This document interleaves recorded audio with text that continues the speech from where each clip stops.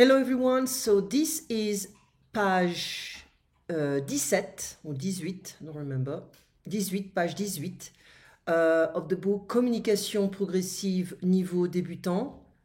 Passer une commande, so I was writing here because until I realized I was making the lesson in French, completely in French.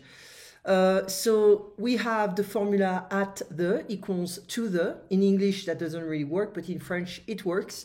That means all of them can use the following prepositions in French. Au, which is a contraction of à le, and it's masculine.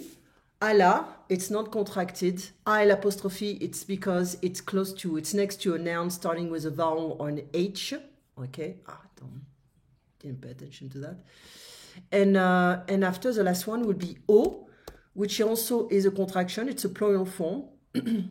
And it's a contraction of à, les. Okay, and it is a plural form. Now, passer une commande. So let me come back to this stuff. So if I say, for instance, je suis ou je vais, let's keep it in the present form. Je vais à la maison. Okay, so I'm going home. Maybe it's a bad example. I would say maybe je vais au marché. Let's say that. Je vais au marché. I'm going to the market. So to the market, and I can say je suis au marché. That means I am at the market. Okay. So passer une commande, it's not to pass a command, it's to make to place an order basically. And again, it's not a literal translation. So to pass a command, no, is to place an order. Okay. So chez le poissonnier, what does that mean?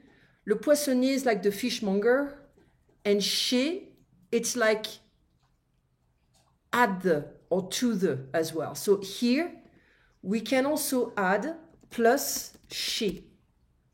Okay, so this formula is at the equals to the equals au, à la, I l'apostrophe au with an X, and plus chez. Okay, so here we have at the or to the, that would be more like appropriate to say at the fishmonger. So the fish, the guy who sells the fish in a store, specific store. It's not the supermarket. It's a very specific and specialized store. They just sell fish. That's it. So chez can be at the or to the depending on the verb. Okay. Like for instance, I can say je vais chez le poissonnier, or je suis chez le poissonnier. Okay, so I'm going to and I am at. That's the same preposition. Why am I not using je vais au poissonnier? No, because it's a person. So as long as I'm talking about a person, it's a person's place, I would say, that's his store, I'm going to use chez. So I can say, for instance, je vais chez moi, at my place. Je vais chez Patrick. I'm going to Patrick's place. And we can also use chez le docteur, to the doctor, chez le docteur. Maybe I'm going to just put it down below. Chez le docteur ou chez le dentiste. And I can say chez le boulanger, so that's a baker. That's not his home, that's his store. Okay, chez le boulanger, chez le fleuriste ou la fleuriste, it doesn't matter. So the flower shopkeeper. Okay, so this is a big formula, but it's gonna really save you time because it's not always explained like this. Most of the textbooks don't explain anything. They tend to separate everything, and I found it would be easier for you guys, English speakers, to have this kind of formula. Now, chez le poissonnier, Madame Vignon, le poissonnier, so we have Madame Vignon and the fishmonger. Je voudrais commander un plateau de fruits de mer, s'il vous plaît. Oui, madame. Pour combien de personnes? Pour 6 personnes. Pour quel jour? Samedi. En fin d'après-midi. C'est pour le dîner. C'est à quel nom? So, we need to be careful of the liaison. C'est à quel nom? Okay. Vignon. V-I-G-N-O-N. Qu'est-ce que vous préférez? Un plateau classique à 20 € ou un plateau mélangé à 30 €? Quelle est la différence? Dans le plateau classique, vous avez seulement des coquillages, des huîtres, so there is a small liaison here, des huîtres, des moules. Dans le plateau mélangé, vous avez aussi, I mean, I don't pronounce the second liaison, vous avez aussi, it's okay, it's non-mandatory here, des crustacés, des langoustines, du crabe, des crevettes. Un plateau classique me semble très bien. So we need to make sense in English, so I may not have a literal translation. So I would like to order, or no, not to command, but to order, or to place an order. But I would like to order a platter of seafood. So the French say fruit of the sea, seafood, please. Yes, ma'am. For how many persons? How many people? So, pour combien de personnes? For how many people? How many persons? Pour 6 personnes. You notice that I'm not saying 6 personnes. I'm saying just 6 personnes. Pour quel jour? Because if I have the number 6 or 10 and it's followed by a noun, I will pronounce the number differently. Pour quel jour? For what day? Samedi, en fin d'après-midi, c'est pour le dîner, so Saturday. So en fin de, let's keep this expression completely like this. En fin de, it's like at the end, by the end of the afternoon, end of afternoon, it's for the dinner. It's for dinner. C'est pour le dîner, literally, it's like it's for the dinner. C'est à quel nom? So it's like it is at what name? So what's the name? The last name. Vignon, V-I-G-N-O-N. Qu'est-ce que vous préférez? What do you prefer? Un plateau classique à 20 €. A classic platter. It's like a 20 € classic platter. That means this classic platter is only 20 €. Or a mixed platter at 30 €. So mixed seafood, etc., etc. Now, quelle est la différence? What is the difference? Okay, so it's feminine. Différence. Many words ending in ans like this, A-N-C-E en féminine. There are exceptions, but let's keep in mind the majority will be feminine. Now, dans le plateau classique, so let's be careful here. So in the classic tray or platter, vous avez seulement, so let's be careful here. Seulement is only, okay? You only have, so let me just make it a tiny bit smaller. Voilà. You only have, vous avez seulement, so, des coquillages. So, coquillage would be like any kind of seashells. Okay, seashells. So, but what kind of seashells? Coquillage. Be careful, it's a y sound. Coquillage. Okay. So, des huîtres. So, the French we say some oysters. We always say some. So, let me refresh your memory. Some can be feminine, masculine, pluriel in French. So, some will be du, and it's masculine. De la, and it's feminine. De l'apostrophe because the noun starts with a vowel or a pluriel. Des will be the plural form. Okay, so here we have the plural form. So des huîtres, oysters. And here we have des moules. So those are the mussels. Dans le plateau mélangé, so in the mixed platter, so vous avez aussi des crustacés. So aussi is also. So in addition to what you can find in the classic tray like seashells, oysters and mussels, they add also, you also have, so it's like the crustacés, this one will be a tiny bit, crustaceans, okay, crustaceans.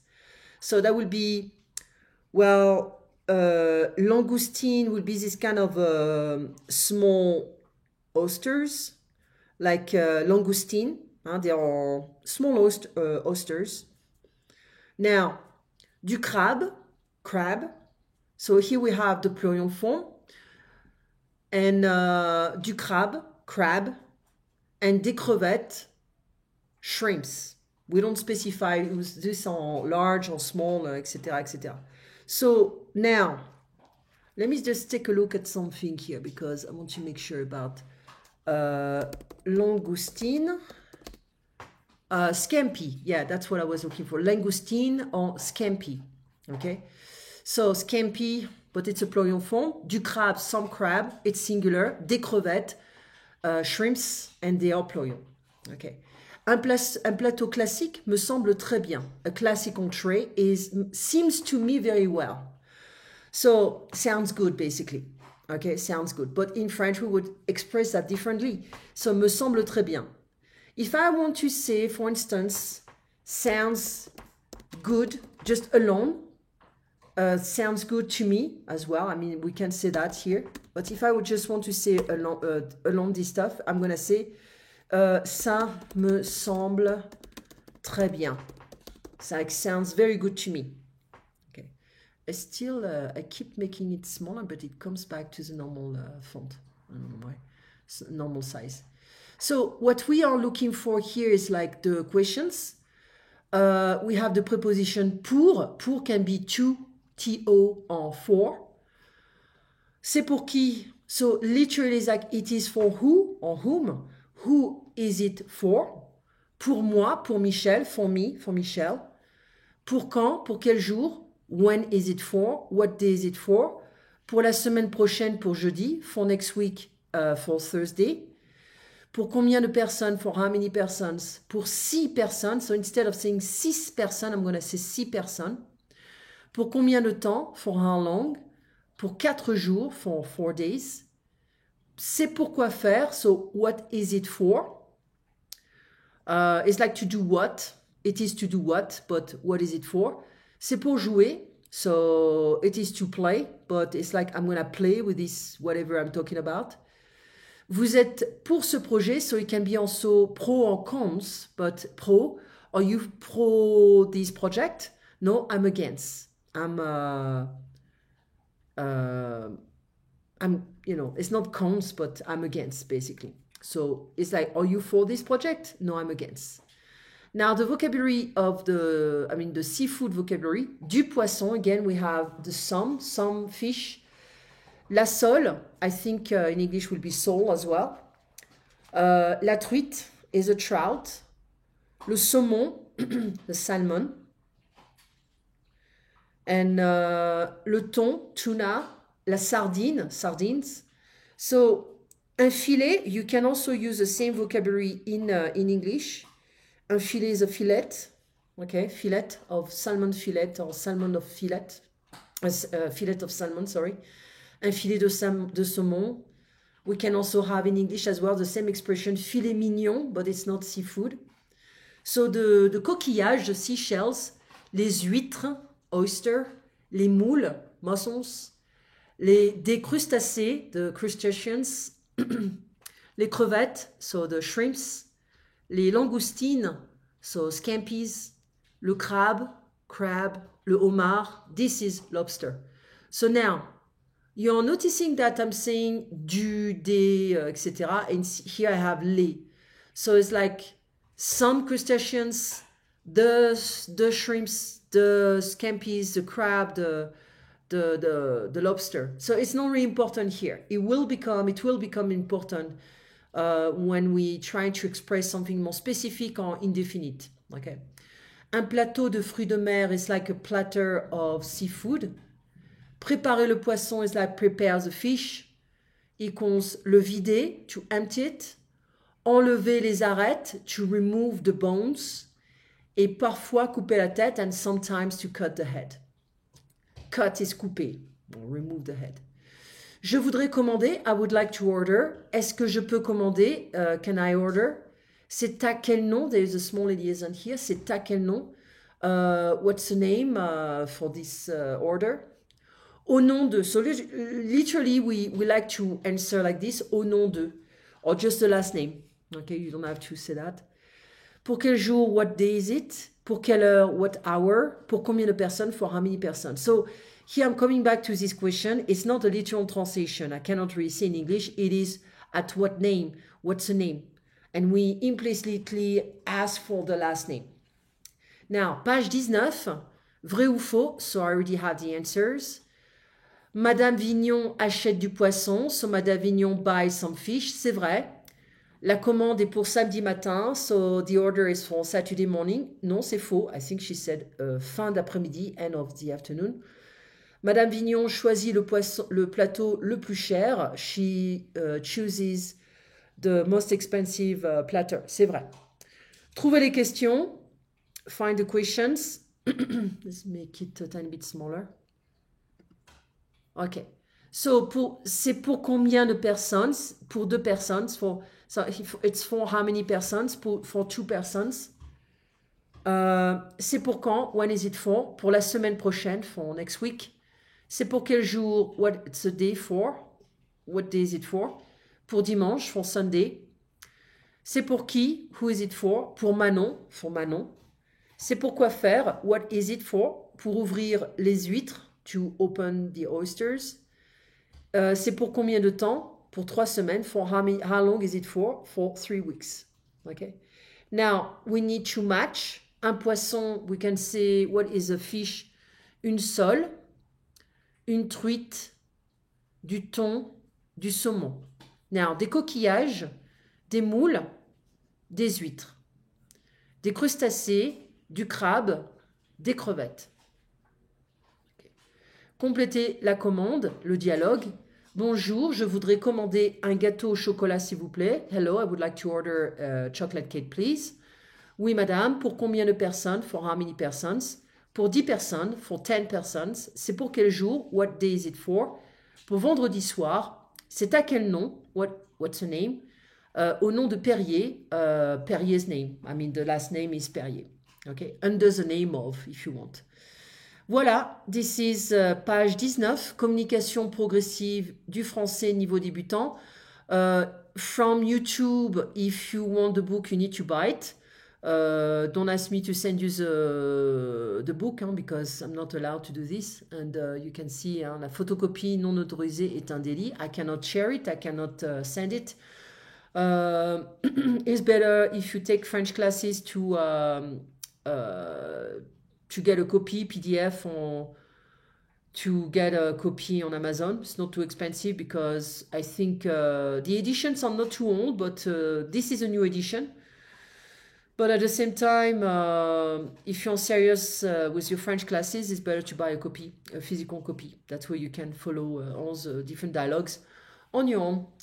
The next time, la page 20, au café. Au revoir, à bientôt.